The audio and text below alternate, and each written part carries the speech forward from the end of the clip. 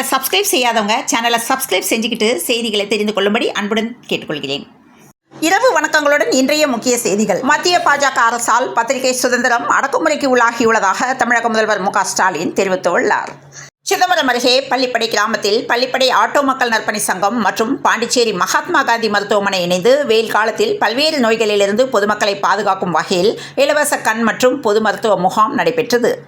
இலங்கை தலைநகர் கொழும்புவிலிருந்து ஸ்ரீலங்கன் ஏர்லைன்ஸ் விமானம் மூலம் திருச்சி வந்த பயணிகளின் உடைமைகளை சுங்கத்துறை வான் நுண்ணறிவு பிரிவு அதிகாரிகள் சோதனை செய்தனர். அப்போது ராமநாதபுரம் மாவட்டத்தைச் சேர்ந்த பயணி ஒருவரின் சூட்கேஸை சோதனை செய்ததில் இந்திய வனத்துறையால் தடை செய்யப்பட்ட 26 அரிய வகை பச்சை பாம்புகள் அதில் இருந்தன. அவற்றை பறிமுதல் செய்த சுங்கத்துறையினர் அந்த பயணியிடம் விசாரணை செய்தபோது இலங்கை விமான நிலையத்தில் புறப்படும் போது ஒரு நபர் தன்னிடம் இந்த பெட்டியில் சாக்லேட் இருப்பதாகவும் இதனை திருச்சி விமான நிலைய வாசலில் இருக்கும் தனது உறவினரிடம் கொடுக்குமாறும் கூறியதாக தெரிவித்துள்ளார். சூட்கேஸில் இருந்த பாம்புகள் தாய்லாந்து தலைநகர் பாங்காக்கில் இருந்து இலங்கை வழியாக திருச்சிக்கு கடத்தி வந்ததாக தெரியவந்தது.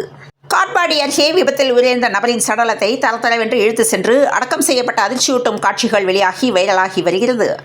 கொடைக்கானலில் விஜய்க்கு அவப்பெயரை ஏற்படுத்தும் வகையில் பவுன்சர்கள் அத்துமீறுவதாக தகவல்கள் வந்துள்ளது. திருச்சி பொன்மலையில் மத்திய அரசு நிறுவனமான ரயில்வே பணிமனை அமைந்துள்ளது. இங்கு ரயில் என்ஜின்கள், ரயில் பெட்டிகள் பராமரிக்கப்படுகின்றன. இதனைத் தொடர்ந்து திருச்சி பொன்மலையில் வந்தே பாரத் ரயில்களையும் பராமரிக்க அனுமதி வழங்கப்பட்டுள்ளது. தூத்துக்குடி மாவட்ட நிர்வாகம் மற்றும் தூத்துக்குடி மாநகராட்சி இணைந்து பள்ளி மாணவர்களின் கோடைக்கால விடுமுறையை பயனுள்ள அறிவு பயணமாக மாற்றும் நோக்கத்தில் ஏனென்று கேள் எனும் தலைப்பில் கோடைக்கால அறிவியல் பயிற்சி முகாம் மே 25 வரை நடத்தப்பட உள்ளது. நாகப்பட்டினத்தில் நடுக்கடலில் இலங்கையைச் சேர்ந்த கடற்கொள்ளையர்கள் தாக்குதல் நடத்தியதில் நாகையைச் சேர்ந்த நாகை மீனவர்கள் 17 பேர் காயமடைந்துள்ளனர்.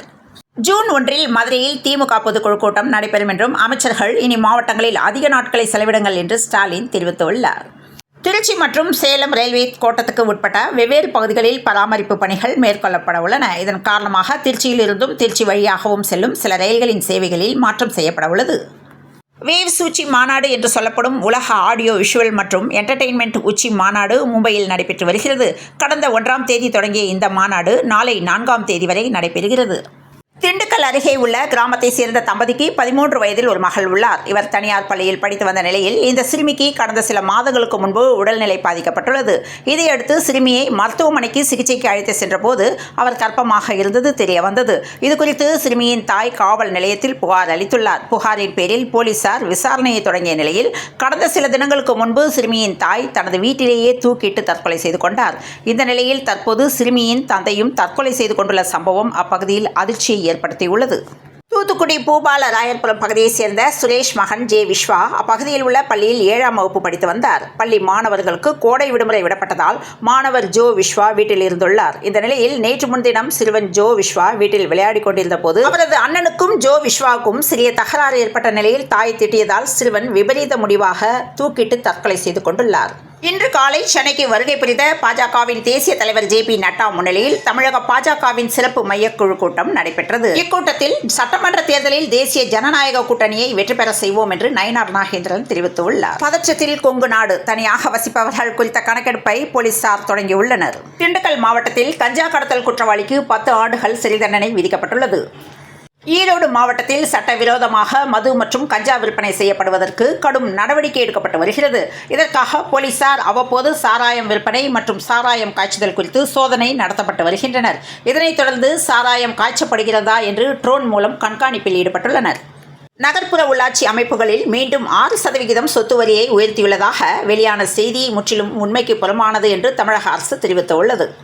சென்னை கிழக்கு கடற்கரை சாலையில் புகழ்பெற்ற சுற்றுலா தலமான விஜிபி பொழுதுபோக்கு பூங்கா திகழ்கிறது. இங்கு உள்ளூர் சுற்றுலா பயணிகள் மட்டுமின்றி வெளிநாடு சுற்றுலா பயணிகளும் வருகை தருகின்ற நிலையில் விஜிபியில் இந்தியாவின் முதல் சர்ஃப் வாட்டர் சவாரி என்ஜாய் பண்ணலாம் வாங்க என்று தகவல் தெரிவித்துள்ளனர். திருவண்ணாமலையில் போலூர் அருகே நியாயம் கேட்க போன நரிக்குறவர்களை அதிமுக ஊராட்சி முன்னாள் தலைவர் தாக்கியதாக புகார் தெரிவிக்கப்பட்டுள்ளது. 2 வீலரில் சென்ற நரிக்குறவரை முந்த முயன்ற வேன் மோதியதில் நரிக்குறவர் கை கால் முறிவு. நியாயம் கேட்க சென்ற உறவினர்களை பால்வண்டி உரிமையாளரும் அதிமுக ஊராட்சி முன்னாள் தலைவருமான கணேஷ் தாக்குதல் நடத்தியுள்ளார்.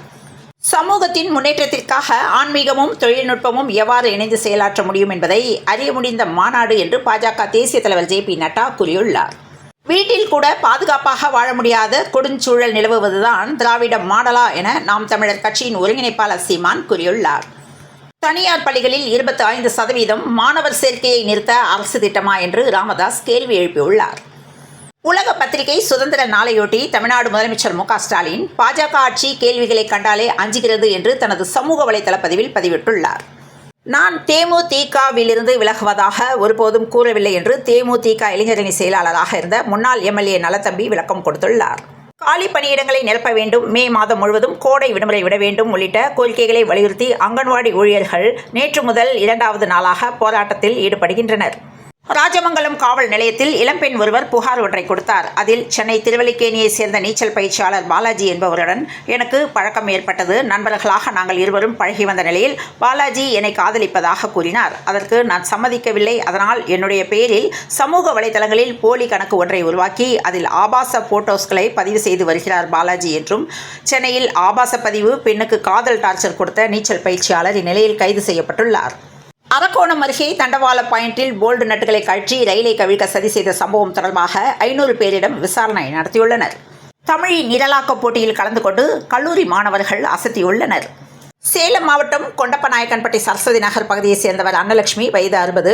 உடல்நலம் பாதிக்கப்பட்ட அவர் தனியாக வசித்து வந்தார். அவரது மகள் கலைச்செல்வி என்பவர் அவரை பராமரித்து வந்த நிலையில் தினமும் உணவு வழங்குவது, தூய்மை செய்வது உள்ளிட்ட பணிகளை செய்துவிட்டு கலைச்செல்வி அவரது இல்லத்திற்கு மீண்டும் திரும்பி விடுவார் என்றும், இந்த நிலையில் நேற்று இரவு வழக்கம் போல உணவு கொடுத்துவிட்டு கலைச்செல்வி சென்றுள்ளார். பின்னர் காலையில் வந்து பார்த்தபோது அவரது தாய் தீயில் எரிந்து சடலமாக மீட்கப்பட்டுள்ளார். மின்சாரம் தாக்கி இறந்தாரா, தற்கொலை செய்து கொண்டுள்ளாரா என்ற கோணத்தில் போலீசார் தீவிர விசாரணை மேற்கொண்டனர். திருவள்ளூர் மாவட்டம் பொன்னேரி அடுத்த சோழவரம் செம்புலிவரம் மேடு பகுதியைச் சேர்ந்தவர் பவானி, வயது 35. இவர் ஏலச்சீட்டு, தீபாவளி மற்றும் நகைப்பண்டு நடத்தி வந்தார். இவரிடம் பாபு என்பவர் ரூபாய் 3 லட்சம் ஏலச்சீட்டு கட்டி வந்த நிலையில் தவணை காலம் முடிந்தும் ஏலச்சீட்டு செலுத்திய பணத்தை தராமல் பவானி ஏமாற்றியதாக கூறப்படுகிறது. இந்நிலையில் போலீசாருக்கு தகவல் தெரிவித்த நிலையில் ரூபாய் 70 லட்சம் மோசடி செய்த பெண் கைது செய்யப்பட்டுள்ளார். ஆம்பூர் அதன் சுற்றுவட்டார பகுதிகளில் பலத்த சூறைக்காற்று வீசியதால் 500க்கும் மேற்பட்ட வாழை மரங்கள் சேதமடைந்ததால் விவசாயிகள் வேதனை அடைந்தனர். ராஜஸ்தான் மாநிலம் அஜ்மீரில் சட்டவிரோதமாக தங்கியிருந்த வங்கதேசத்தினர் 6 பேரை போலீசார் கைது செய்தனர். தஞ்சை மாவட்டத்தில் வெயிலின் சூட்டை தணிக்கும் வெள்ளரி விற்பனை அமோகமாக நடைபெற்று வருகிறது. சாலையோரங்களில் குவிக்கப்பட்டிருக்கும் பிஞ்சுகளால் நேரடி விற்பனையில் விவசாயிகள் இறங்கியுள்ளனர். பெங்களூரு சின்னசாமி மைதானத்தில் சிஎஸ்கேவை கிண்டல் செய்யும் வகையில் ஜெர்சி விற்பனை நடைபெற்று வருகிறது. IPL 2025 RCBக்கு எதிராக சிஎஸ்கே பந்துவீச்சுக்கு தேர்வானது. போதைப்பொருள் பயன்படுத்தியதற்காக இடைக்கால தடை பெற்றுள்ளேன் என்று தென்னாப்பிரிக்க அணியின் நட்சத்திர வேகப்பந்து வீச்சாளர் ரபடா தெரிவித்துள்ளார். இளம் வீரர்களுக்கு சென்னை தொடர்ந்து வாய்ப்பளிக்க வேண்டுமென ஆஸ்திரேலிய முன்னாள் கேப்டன் கூறியுள்ளார். பஹல்காம் தாக்குதல் எதிரொலி காரணமாக ஆசிய கோப்பையில் பாகிஸ்தான் இடம்பெறாது என்று முன்னாள் வீரர் கருத்து தெரிவித்துள்ளார். தங்கம் விலை சற்று குறைந்த நிலையில் சென்னையில் இன்று 22 கேரட் ஆபரண தங்கத்தின் விலை 1 கிராம் ரூபாய் 20 குறைந்து 1 கிராம் 8755 ரூபாய்க்கும், 1 பவுனுக்கு ரூபாய் 160 குறைந்து 70,040 ரூபாய்க்கும் விற்பனையானது. சில்லுன்னு ஒரு கோடை 9 மாவட்டங்களுக்கு கனமழை அலர்ட் கொடுக்கப்பட்டுள்ளது. கோடை காலம் தொடங்கி தமிழகத்தில் கோடை வெயில் வாட்டி வரும் நிலையில் வெயிலின் தாக்கத்தை தணிக்கும் விதமாக சில இடங்களில் மழை பொழிந்து வருகிறது. குறிப்பாக தென்காசியில் நேற்று மாலை பெய்த கனமழையால் சாலையில் தண்ணீர் பெருக்கெடுத்து ஓடியிருந்தது.